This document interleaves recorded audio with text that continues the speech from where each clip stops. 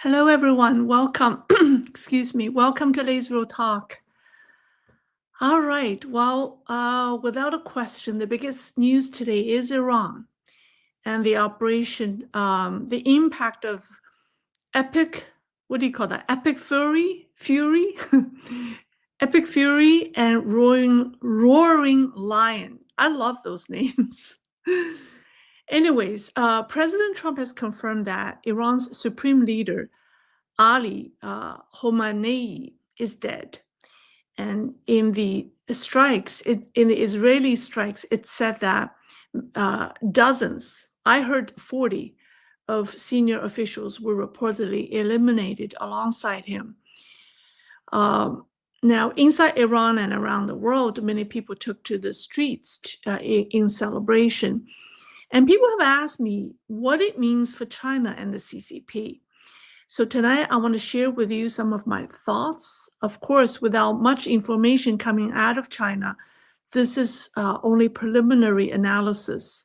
So pause for a moment and think about a sitting supreme leader eliminated, a regime decapitated, and crowds cheering in the streets. That alone tells you something about the depth of internal pressure that had already been building. So when I don't know about you, but when I first heard the news, my first reaction was, I couldn't believe he was killed at his own residence during bombardment. So the question is, why didn't he relocate? Why didn't he hide in one of the hardened bunkers the Chinese reportedly helped him build? I heard that the Chinese built him 3 bunkers. So it sounds careless, but when you really think it through, it actually makes chilling sense. The most heavily fortified bunker in all of Iran was the underground uranium enrichment facility at Fordo. If even that could be struck by American B-2 bombers, then realistically, there isn't a more blast-resistant shelter left in the country. And you can't just dig a deeper bunker overnight. So if Fordo wasn't safe, then what is? In comparison, the bunker beneath his official residence may already have been among the strongest options available. Now, let's ask the next question. What about constantly moving from place to place? And this was what Nicolas Maduro did before his capture. Well, Khamenei is 86 years old, and he can't endure that kind of physical strain indefinitely. And constant relocation increases risk. Every move creates new exposure, more coordination, more logistics, more chances for leaks.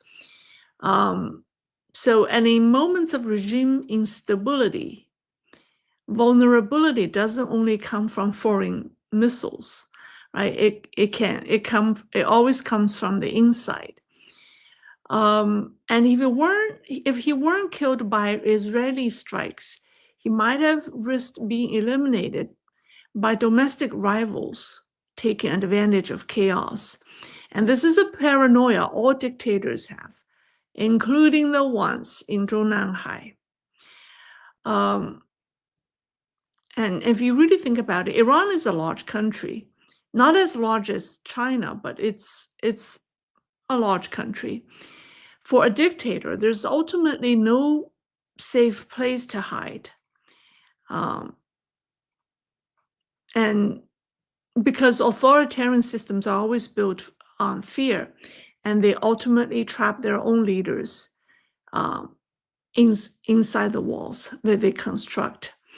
So that was my first reaction. Now let's step back. Months ago, I said, when the Iranian uprising first broke, I said that whatever happens to the Iranian regime carries enormous psychological weight for the CCP. Why? Because the two systems share striking similarities. Both are centralized authority based on ideological control, suppression of dissent, deteriorating economy, reliance on security forces to maintain power. So I want to address tonight how this development in Iran impacts China and US-China relations. Now, until recently, many of Beijing's own geopolitical analysts believe the US would avoid direct military action against Iran. That's what they say.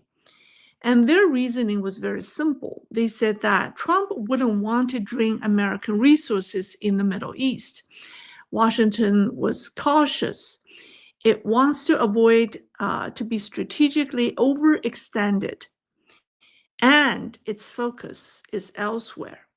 I mean, they're right on those observations, but their assumption no longer holds, because the US today is not the US that these Chinese analysts had understood. The tempo has changed, the strategic environment has changed, the playbook has changed. But here's a deeper shift. Today's strike, in my opinion, marks the end of something larger. And that's why it's very important. Now, if you really look back, for the past decades, the world order centered around the United Nations system, which has relied on negotiation, sanctions, resolutions, and procedural restraint. But since 1979, Iran's regime exported terrorism, pursued nuclear capabilities, and suppressed its people brutally, while repeatedly escaping meaningful consequences within that UN framework. So rule-based negotiation and sanction have often failed to restrain hardened authoritarian regimes. And they have basically repeatedly defied the so-called UN resolutions and sanctions. And that's how they have thrived. And that's the analogy that I always use. I say, when a gentleman is involved in an ugly fight with a ruffian, the gentleman loses. So today's operation redefined a new order, which is enforcement through strength. It's no longer negotiation or procedural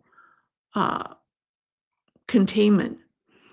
And also, for the first time in years, people's calls for freedom were not only just heard, but acted upon. And when that happens, a domino effect begins. So the person most shaken by this moment, in my opinion, is the man sitting in Zhongnanhai, because of that shift, because they have miscalculated or they have misjudged the one sitting in White House. Now, this is not just another Middle East flare-up.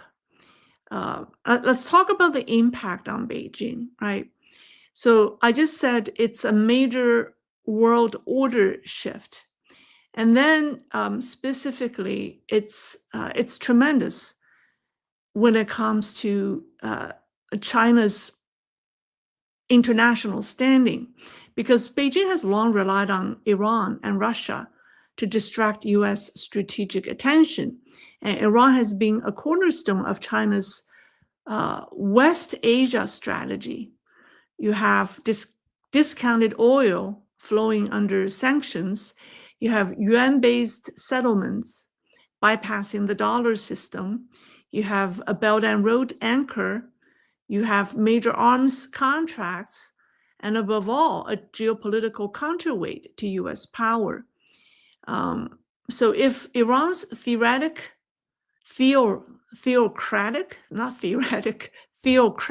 regime collapses, China does not simply lose a partner. It loses a strategic pillar and an oil lifeline.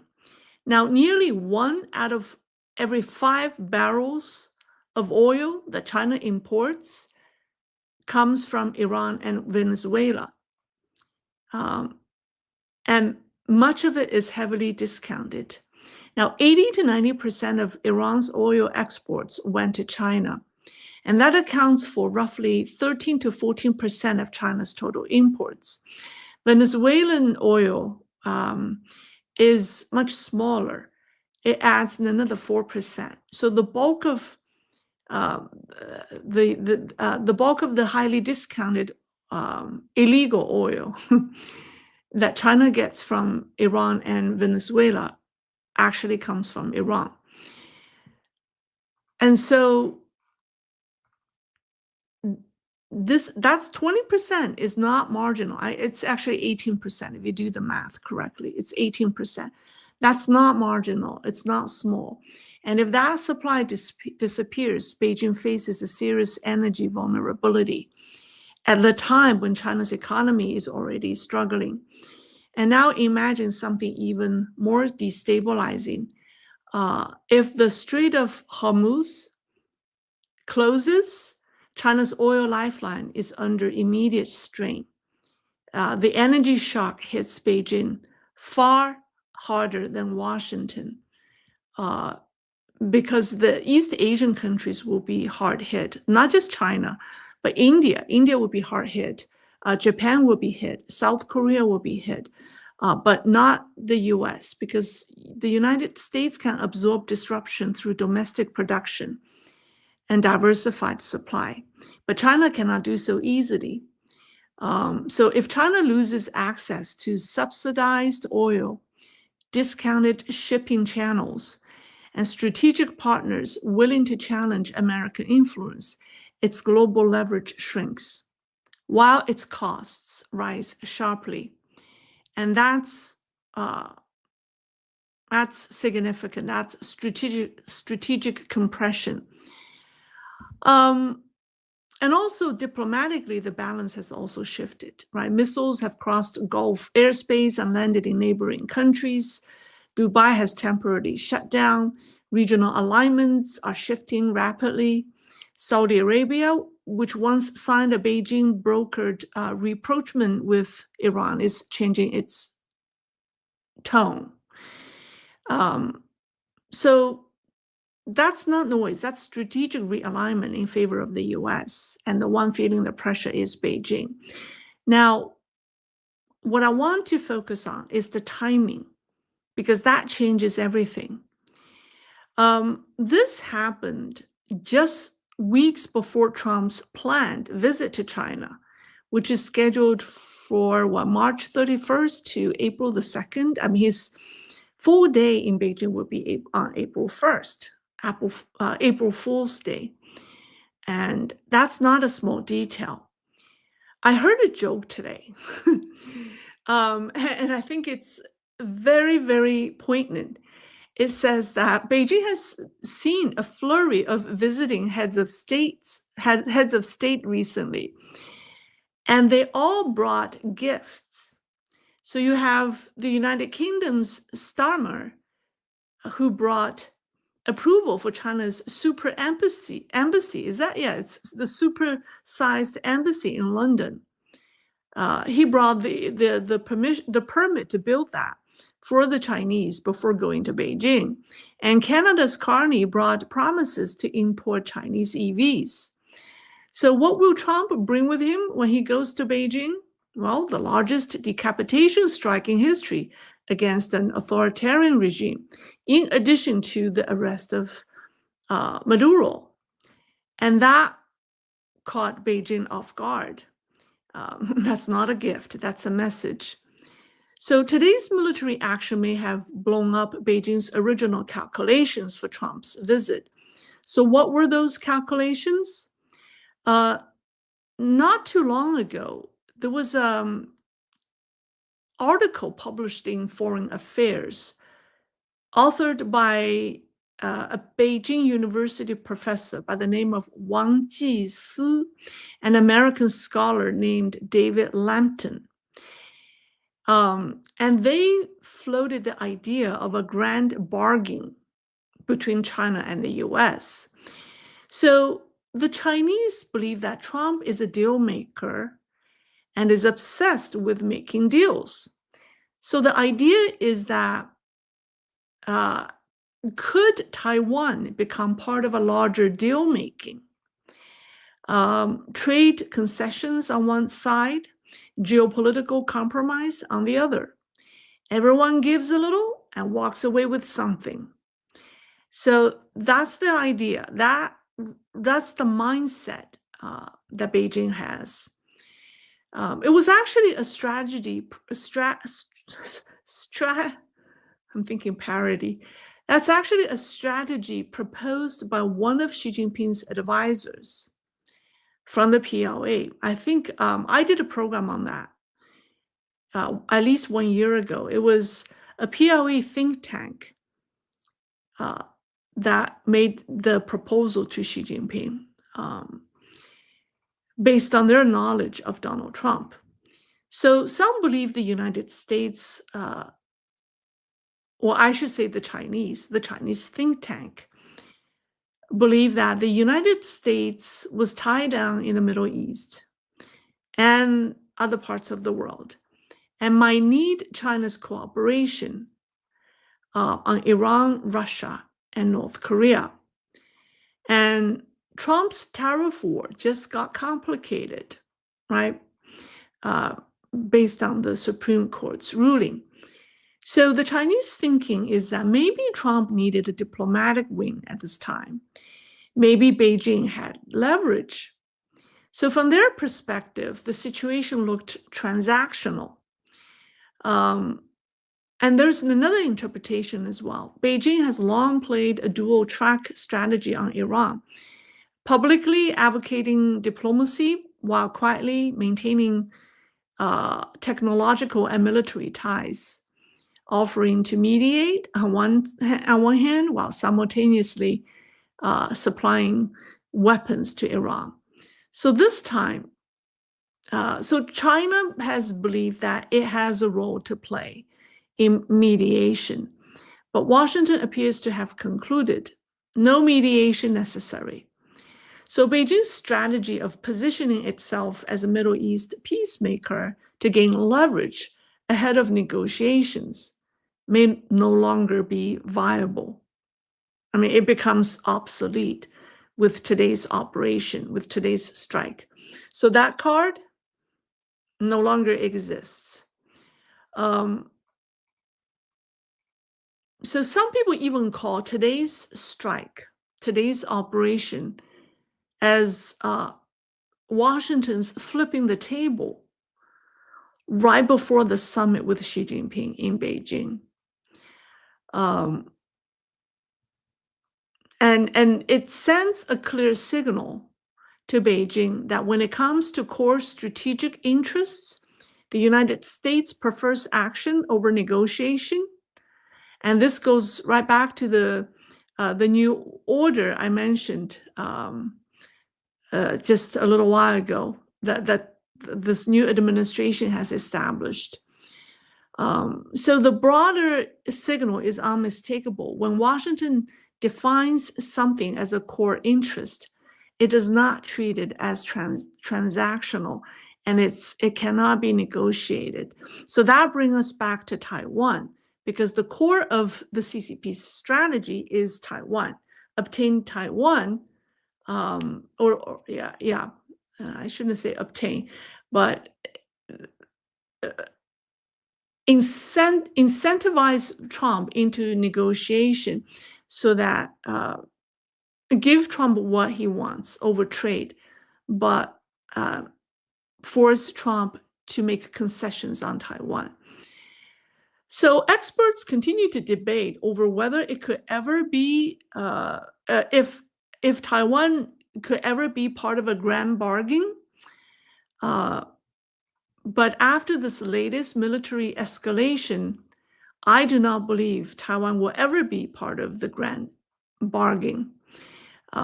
One thing becomes very clear: strategic issues tied to core national interests are unlikely to be placed on the negotiation table, at least not under this administration. So this will be a major setback for Beijing as its as the regime is frantically preparing everything for the upcoming visit.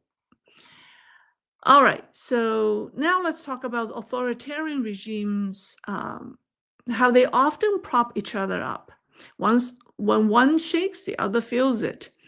So Russia's war effort in Ukraine has relied heavily on Iranian drones and missiles. So this could have a huge impact on Russia. And I just want to quickly mention that. But what I really want to talk about is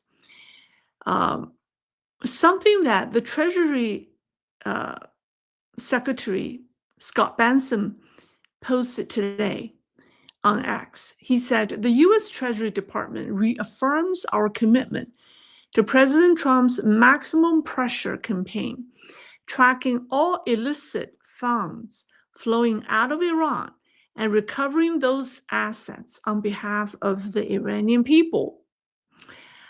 Now, that's significant because it's not just about Iran. It's a warning to Chinese officials who move assets overseas, including Xi Jinping's family.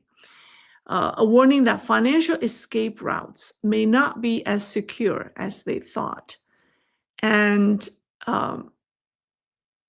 because a lot of the CCP officials have adopted the strategy that if the ship sinks, they could just abandon the ship and then escape overseas.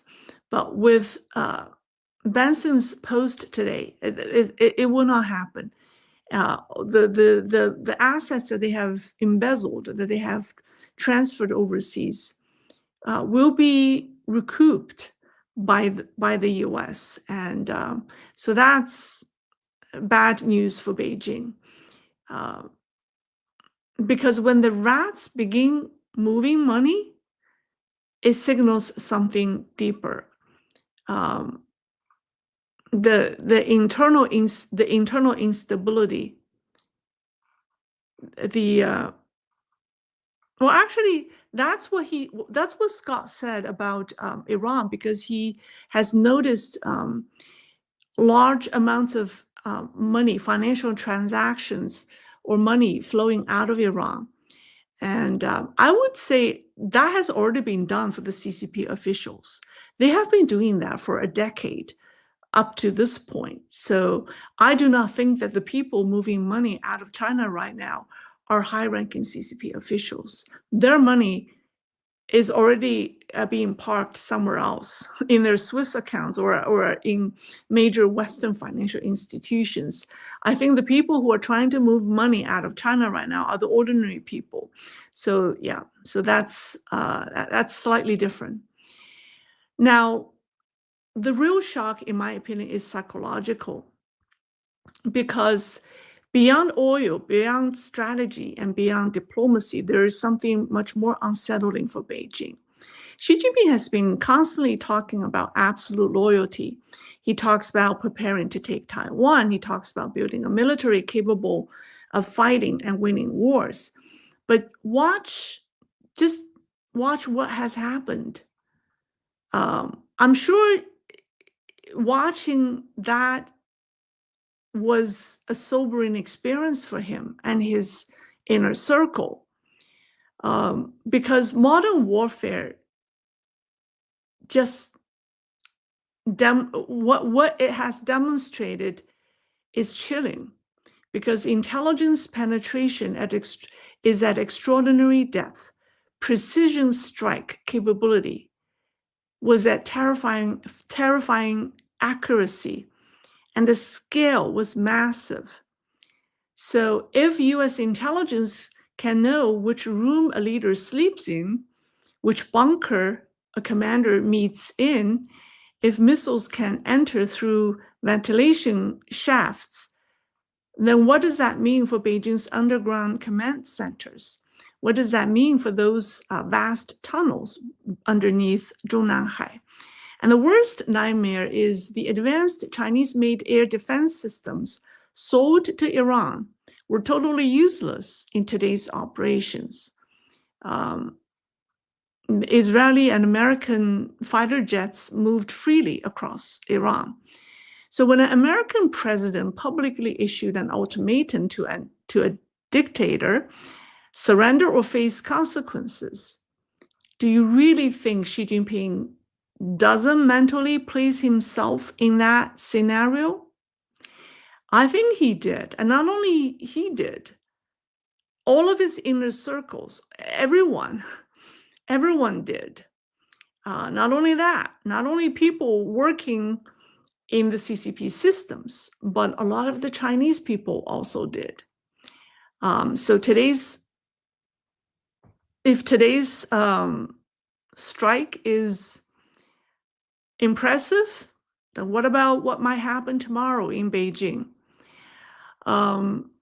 Because authoritarian regimes, they study each other. They borrow tactics and they copy methods. They also absorb fear from each other. So now let's talk about something that I said that Iran and China shares striking similarities. And that's important. That's very important because I think there's no other country in the world right now that shares the crisis as much as Iran does. If you compare the two, they're strikingly similar. Both are, in essence, theocratic systems. In Iran, political legitimacy flows from religious doctrine. In China, it flows from the Chinese Communist Party's faith in communism, Maoism, Xi Jinping thoughts, all of that. Their ideologies are different, yet the intensity of belief, the rigid doctrines, and the structure of power are remarkably similar. People call Iran a theocratic state and China a communist regime, but I think functionally they operate in the same way. CCP's devotion to communism functions much like a state religion. So in that sense, they're brothers. They're twins. They resemble twin brothers of ideological rule. So not only that, their historical trajectories echo one another. Now, if you look back what happened during the revolutions, one in Iran, one in China, they're also very similar. So Iran under the Shah looked in many ways like China under the Republic of China, right? So both were modernizing, outward facing, yet criticized for corruption and detached from ordinary people. And because of that, because of those issues, the revolution came. In Iran, the revolution forced the Shah into exile. In China, the Communist Revolution pushed the Republic of China to retreat to Taiwan. And what replaced them? In both cases, hardline ideological regimes. And both revolutions promised equality and anti-imperialism, both hardened over time into systems even more uncompromising than the ones they overthrew. And both build military structures loyal not to the nation itself, but to the ruling power, to the ruling party, right? Iran has the Revolutionary Guard and China has the party-controlled PLA. When protests erupt, their responses look similar. Force arrests, information blackouts. Their elites living comfortably, accumulating enormous wealth. Their citizens strained, burdened, and often struggling. And their alliances are the same, right? Iran, China, Russia, Venezuela, Cuba. And they learn from each other, they help each other. So the pattern is not accidental. The architecture is the same, right? The claim of absolute power at the very top is the same. Even the economic condition is very similar. And the Iranian uprising, that we saw a month ago, or more than a month ago, was attributed to economic deterioration. The economic hardship has played a major role in triggering the unrest in the past several months. And China today faces the same problem: collapsing real estate, shrinking industries, rising unemployment, mounting local government debts. So economic pressure has eroded both the legitimacy of both regimes. So the skeleton of the system and the underlying problems are strikingly similar. And here's where it becomes politically sensitive to the CCP. Iran's crown prince is now actively involved in efforts to unite opposition forces and guide the country toward a democratic transition. That alone makes Beijing uneasy, because if Iran can imagine a post-regime future centered on a symbolic national figure, or a representative from a past regime, right? Or a representative from the past dynasty, then questions inevitably arise about what might happen in China if political instability were to erupt, if something happens to Xi Jinping and the regime. Because inside China, there are already voices, some loud, some whispered, calling for the return of the Republic of China, ROC, as constitutional framework. Some Chinese have openly told Taiwanese audiences, don't forget the mainland is also part of China, meaning the Republic of China. Because the CCP has always said Taiwan is part of China. And now the mainland Chinese are saying, well, the mainland, don't forget, the mainland is part of ROC. And so that parallel makes CCP leaders restless. Because recently during the Lunar New Year celebration, in Nanjing, the southern city, the capital city of Jiangsu province, that used to be the capital city of the ROC, during Lunar New Year, the citizens flooded the mausoleum of Dr. Sun Yat-sen. I saw videos showing seas of people paying tribute to him in Nanjing, and that tells me something. That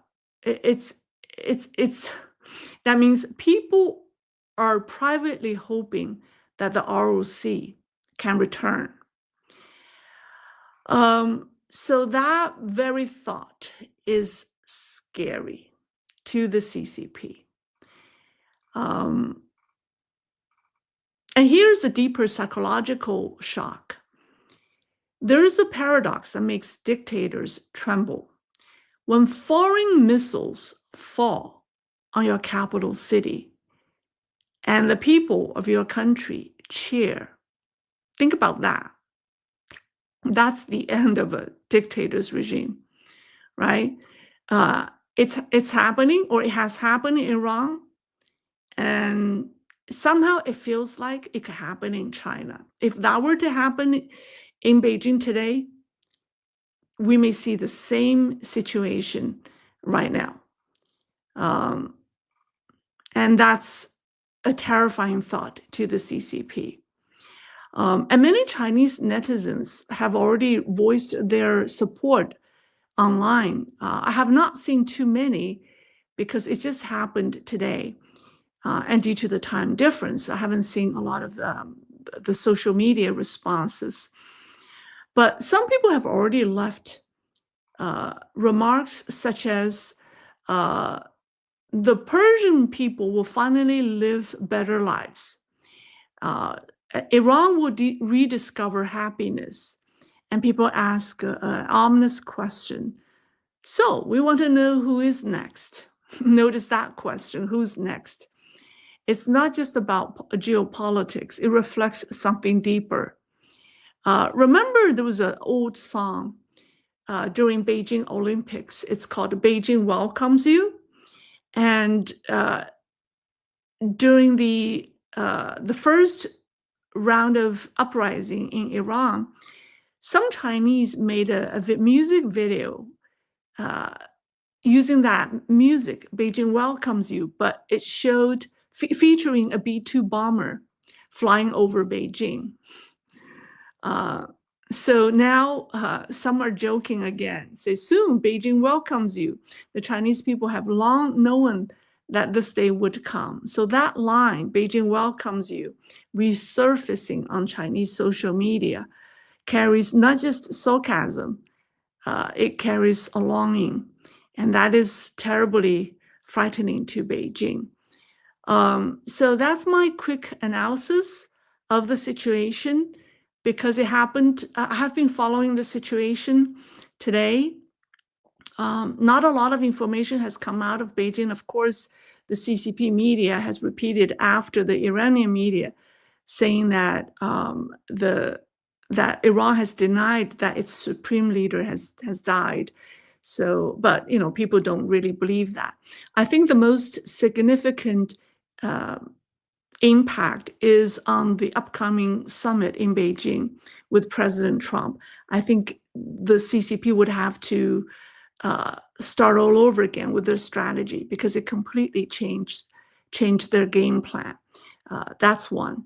And the second is it will have a tremendous impact on the internal political struggle, the instability of the PLA, because for the PLA, seeing what has happened today in Iran, I think it's not helping with their morale at all. So it will intensify the internal division within the regime. So both are serious. Both are serious for to Xi Jinping right now. He cannot afford to make any mistakes at this point.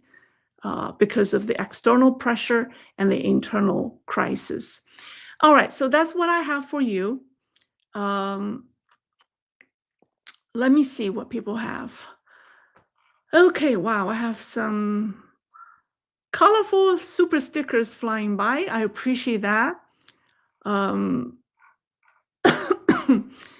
was going to tell you about what's going on inside the CCP, but at this point, that information can wait.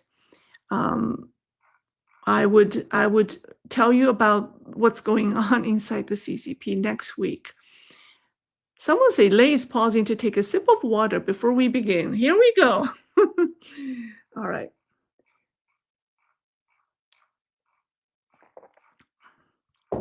All right, let's see. Super stickers. All right. I want to thank people for joining me tonight. I know it's late. It's 10 o'clock. Jag Angela, well, thank you for the super sticker. I want to thank people for supporting me. I work very hard. Lately, I feel like I need a break. But I'm still here. All right, let's see. Wow, there are a lot of conversations and comments. If you have questions for me, put my name in front so I know it's addressed to me. M. Louis Jick. Well, thank you.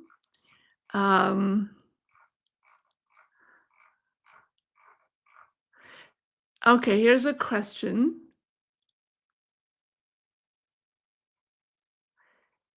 Strategy is near accurately spoken. This is Jason Teddy. But I'm wondering what sort of summer storms will be sent at Europe and into North Africa and Central Asia if Canada's peat bogs like swamp muck fires.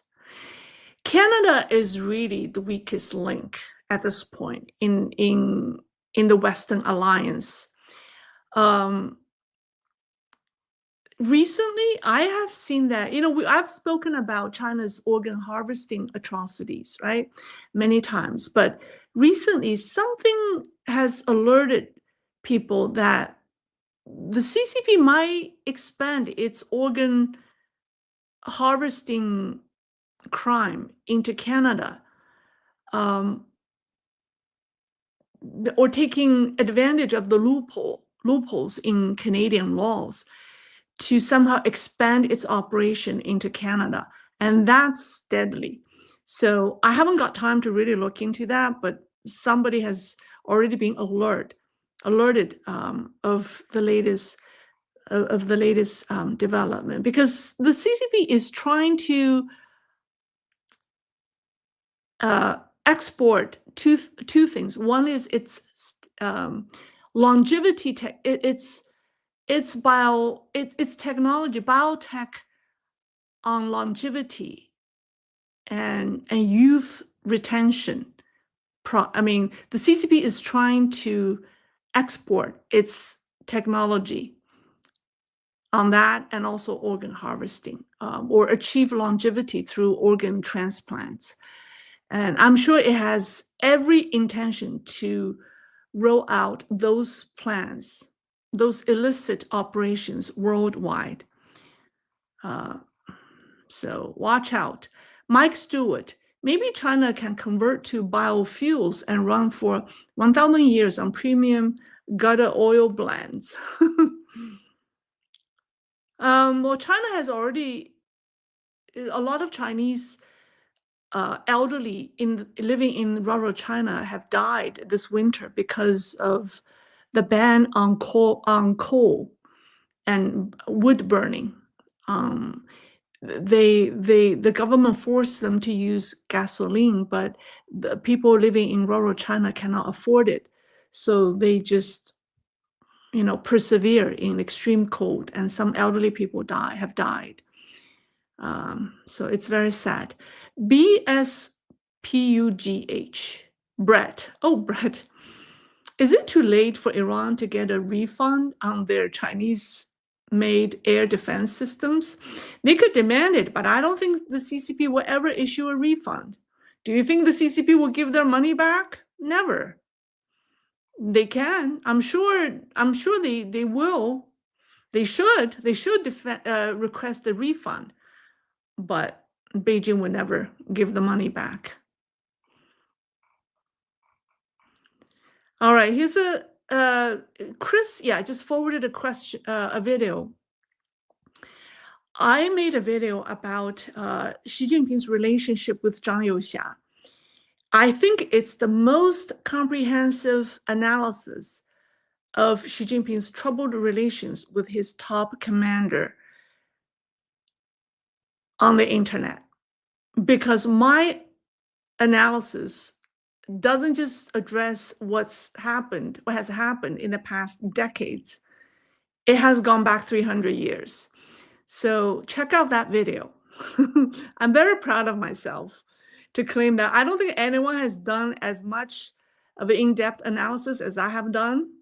I think it's the most in-depth analysis on the internet right now in English language. In Chinese, I'm sure there are other similar programs, but in English, I do not think there's anyone like it. So check it out. Chris has already provided the link. Refunds, no, the CCP will never issue any refunds to anyone. Just Lay's Pooh Bear, ha ha ha. All right, well, thank you very much for the super stickers. All right, what do I have? crybabies are triggered in the chat. Are there any?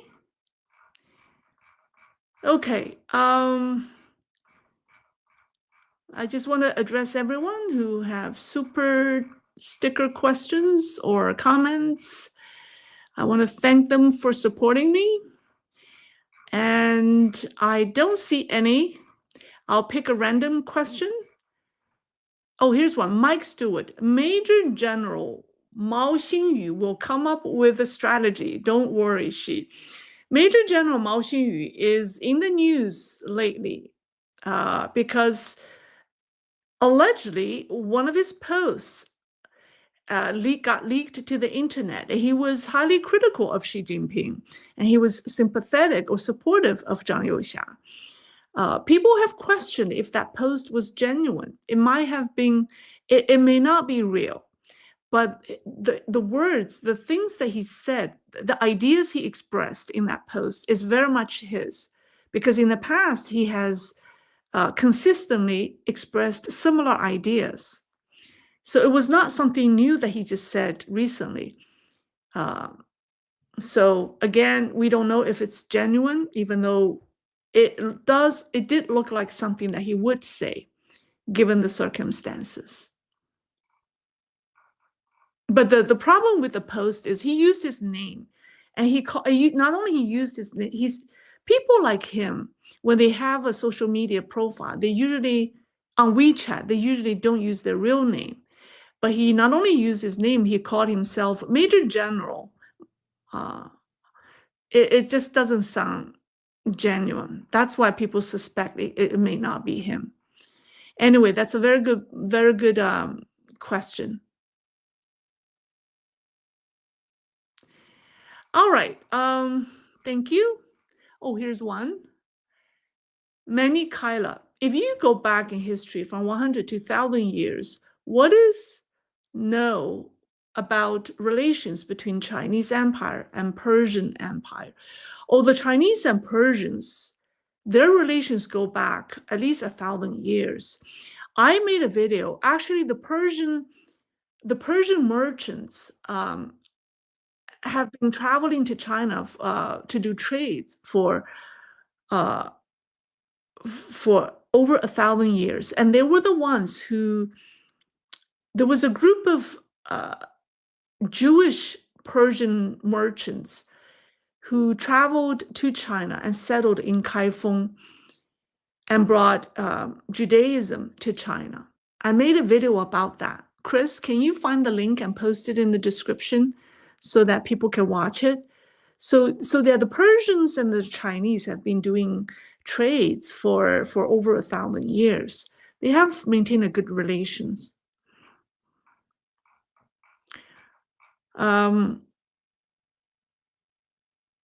Lei, what would Pyongyang possibly be thinking lately?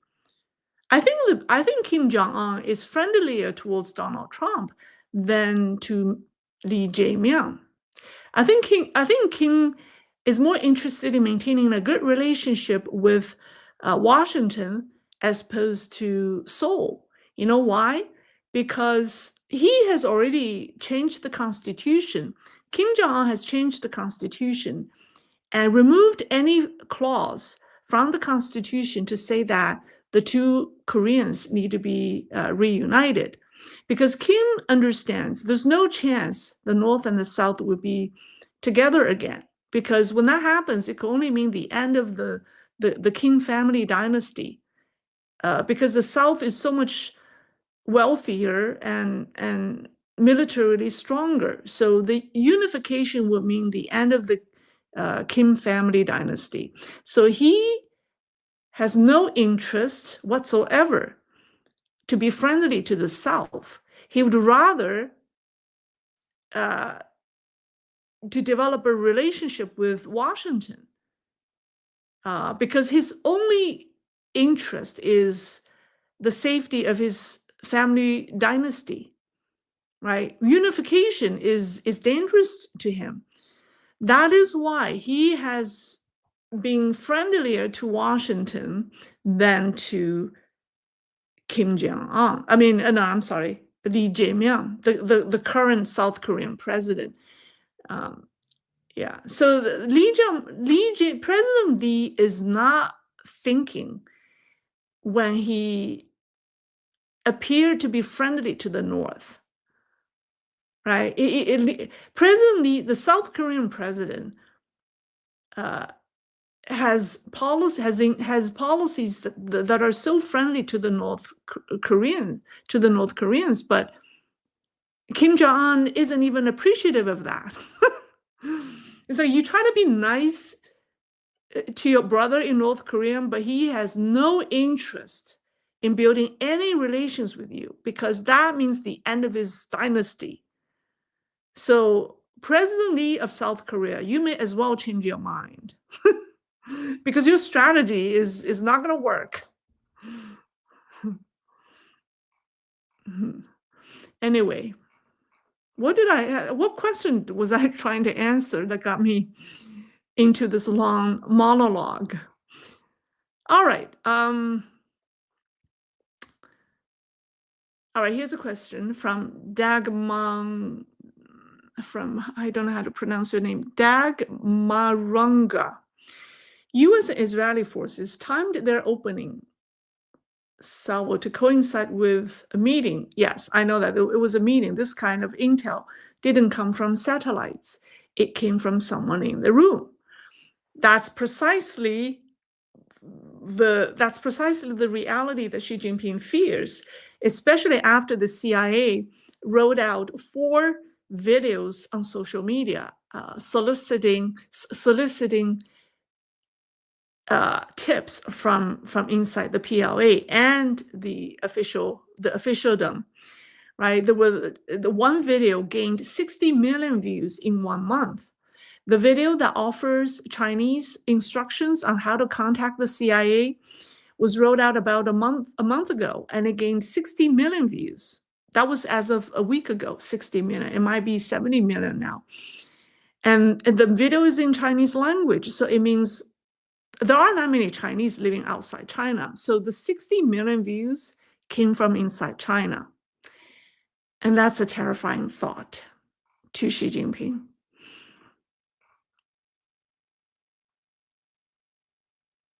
Someone said, can you comment on North Korea? I don't think North Korea really cares as much. Yeah, I think North Korea is closer to Russia than Iran. I mean, if Russia loses the war, I think Kim Jong-un would be more concerned. That's my opinion. CVENKAT. Well, thank you. All right. Wow, there are a lot of comments. Someone's all right. Well, there are people who don't like me, and that's okay. But you're still listening. All right, Lei. Yes, I already answered that question. Someone's repeating that. All right, I'll end it here. How about that? There's just a lot of comments. Oh, here's one. Jacob Funk. In case you didn't see it, the Iranians' state media just confirmed that. Oh, okay, they have confirmed that it's no longer with us. Okay, well, good. Well, let's see how the Chinese pivot again. Well, I'll find out how the state media pivot again. All right. Well, thank you very much for the update. Wow, there's so many comments. All right, that's all for tonight. How's that? I'll see you next week. Enjoy the rest of your weekend. Bye.